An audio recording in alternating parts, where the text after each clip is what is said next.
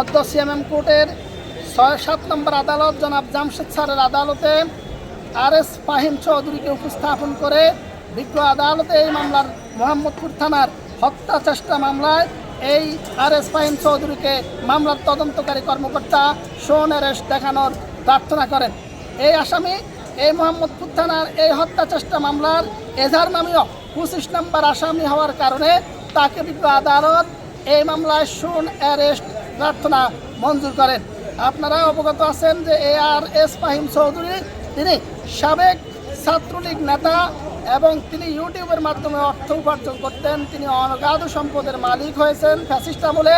তিনি এই বৈষম্যবিরোধী আন্দোলন চলাকালীন সময়ে অর্থের যোগানদাতা, তার সাথে মিরপুর, গুলশান, বনানী, মোহাম্মদপুর সহ বিভিন্ন এলাকায় ছাত্রলীগ, যুবলীগ, আওয়ামী লীগ, স্বেচ্ছাসেবক লীগের বিভিন্ন নেতাকর্মীদের সাথে সম্পৃক্ততা রয়েছে মর্মে প্রমাণ পাওয়া গিয়েছে এবং তার পিছিয়ে এই সমস্ত থানার হত্যা এবং হত্যা চেষ্টা মামলা রয়েছে বিধায় বিজ্ঞ আদালত এজাহার নামীয় আসামি হওয়ার কারণে এই আসামিকে শোন অ্যারেস্টের প্রার্থনা মঞ্জুর করেন।